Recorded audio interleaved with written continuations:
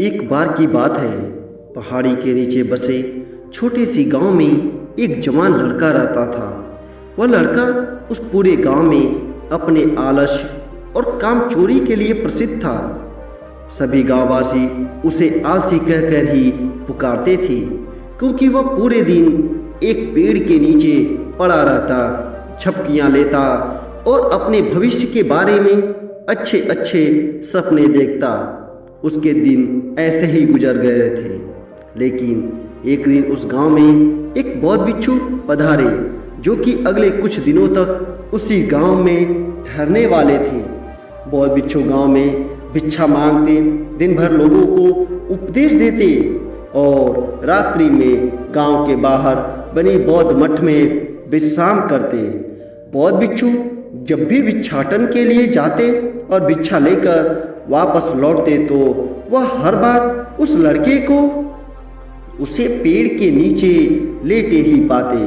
बौद्ध भिक्षु 2 दिनों तक यह सब देखते रहे और वह समझ गए कि यह लड़का मानसिक आलस्य का गुलाम है। तीसरे दिन जब बौद्ध भिक्षु भिक्षा लेकर वापस लौट रहे थे तो वह उस लड़के के पास गए, जो कि अभी भी उसी पेड़ के नीचे लेटा हुआ था। भिक्षु ने लड़के से कहा, बेटा, मेरे पास तुम्हारे लिए एक काम है। मैं चाहता हूँ कि तुम उस पहाड़ी की चोटी पर जाओ और वहाँ से मेरे लिए एक पंख लेकर आओ। लड़के ने लेटे लेटे ही अपना सिर भिक्षु की तरफ घुमाया और फिर उस पर्वत की सबसे ऊंची चोटी तक अपनी नज़र दौड़ाई। उसके बाद उसने बौद्ध भिक्षु की तरफ देखा और उपहास उड़ाते हुए कहा, यह असंभव है। मैं उस पहाड़ी के शिखर तक नहीं जा सकता। मैं बहुत आलसी हूँ। बौद्ध भिक्षु ने मुस्कुराते हुए कहा, अरे, लेकिन मुझे जिस पंख की तलाश है वह इस पहाड़ी के शिखर पर भी नहीं मिलेगा। वह तो इस पहाड़ी की दूसरी तरफ की गुफा के अंदर मिलेगा, जिसके लिए इस पहाड़ी के शिखर तक चढ़कर दूसरी तरफ नीचे उतरना होगा। लेकिन वहाँ कोई साधन नहीं है। ऐसा पंख तुमने आज तक नहीं देखा होगा। वो एक बहुत ही दुर्लभ लेकिन सुंदर पंख है, जो अपनी रोशनी बिखरता है। भिक्षु की इन बातों से उस लड़के के अंदर उत्सुकता जागी। आज से पहले ऐसे किसी पंख के बारे में सुना नहीं था और ऐसे रोमांचक सफर के बारे में सोचकर वह अंदर से उत्साहित था। इसीलिए उसने भिक्षु की चुनौती को स्वीकार करने का निश्चय किया और पहाड़ी की तरफ चल पड़ा। लेकिन चढ़ाई बहुत लंबी और कठिन थी। जल्दी लड़के का शरीर थकने लगा, सांस फूलने लगी और शरीर से काफी पसीना बहने लगा। लेकिन फिर भी उसने चलना जारी रखा। वह जैसे जैसे ऊपर और ऊपर चढ़ता गया, उसे प्रसन्नता और उत्साह की अनुभूति होने लगी, जिसे उसने आज से पहले कभी महसूस नहीं किया था। अंततः जब वह कड़ी मेहनत और लंबे प्रयास के बाद पहाड़ी के शिखर पर पहुंचा तो वह पूरी तरह से थक चुका था, लेकिन वो बहुत खुश था। उसे अंदर से आत्मसंतुष्टि का एहसास हो रहा था। उसके चेहरे पर युद्ध जैसी मुस्कान थी, जैसे उसने कोई युद्ध जीत लिया हो। उसने पहाड़ी के शिखर से नीचे देखा। उसके सामने एक बहुत ही मनमोहक दृश्य था। उसने अपने अंदर एक उपलब्धि की भावना महसूस की, जो उसने आज से पहले कभी नहीं की थी। लेकिन असली चुनौती आगे थी। लड़के को पहाड़ की दूसरी ओर उतरना था और उस गुफा को खोजना था, जहां पंख मिलने की बात बौद्ध भिक्षु द्वारा कही गई थी। नीचे उतरना और भी ज़्यादा मुश्किल व खतरनाक था, क्योंकि ढलान ज़्यादा खड़ी थी और चढ़ाई के समय लड़का कई बार लड़खड़ाया और गिरा भी था, तो वह डर भी उसके अंदर था। लेकिन भिक्षु को पंख लाकर देने के वादे की वजह से वह लगातार आगे बढ़ता रहा।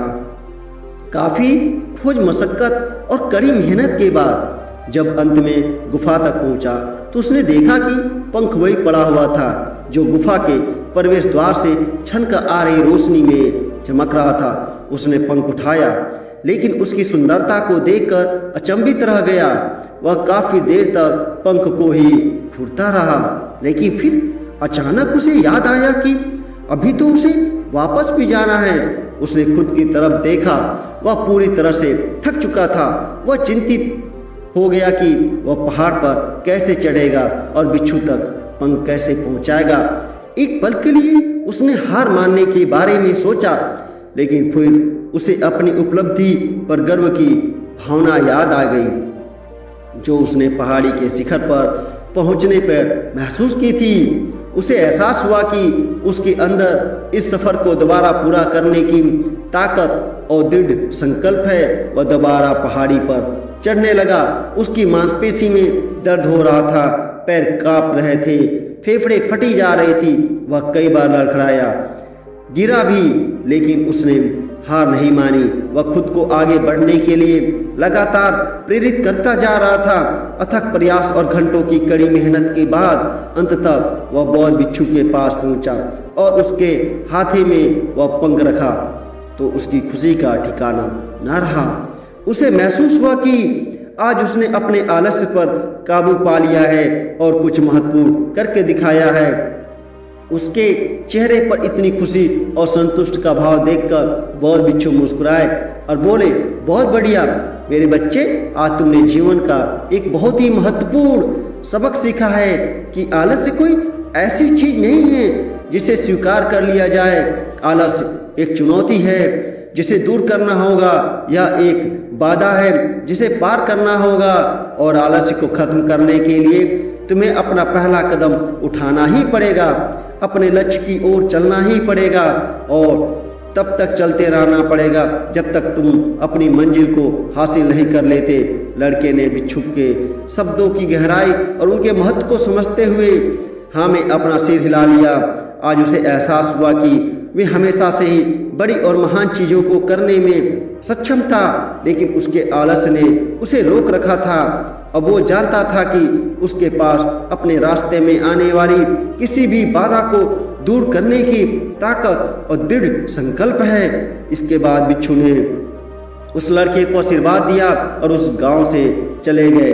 इस कहानी से सीखने वाली बात यह है कि जब हम असंभव लगने वाले पर भी अपने लक्ष्य को प्राप्त करने के लिए खुद को आगे बढ़ते हैं, तब हम अपने भीतर एक ऐसी ताकत और दृढ़ संकल्प की खोज करते हैं जिसके बारे में हम पहले कभी नहीं जानते थे। लक्ष्य पर काबू पाने के लिए हमें खुद को चुनौती देनी चाहिए और बड़ी व महत्वाकांक्षी लक्ष्य बनानी चाहिए। फिर चाहे वह लक्ष्य कितना ही मुश्किल क्यों ना हो, हमें लगातार खुद को अपनी शारीरिक और मानसिक सीमाओं से परे धकेलते रहना चाहिए और असफलताओं व बाधाओं का सामना करने पर भी अंदर से मजबूत बने रहना चाहिए। हमें अपने लिए एक नियम बनाकर और उस पर टिके रहकर अपनी दैनिक आदतों और दिनचर्याओं में अनुशासन और निरंतरता भी विकसित करनी चाहिए। हम कुछ ऐसी अच्छी आदतें बना सकते हैं जो हमें मन न लगने पर भी ध्यान केंद्रित करे और क्रियाशील बने रहने में मदद करती है।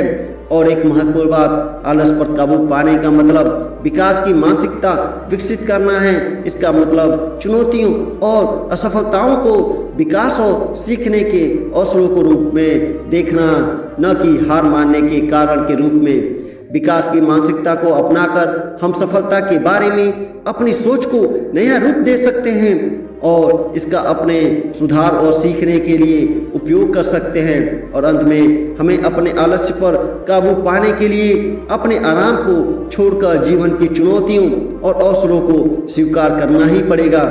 दोस्तों, यह कहानी आपको कैसी लगी कमेंट बॉक्स में जरूर बताएं।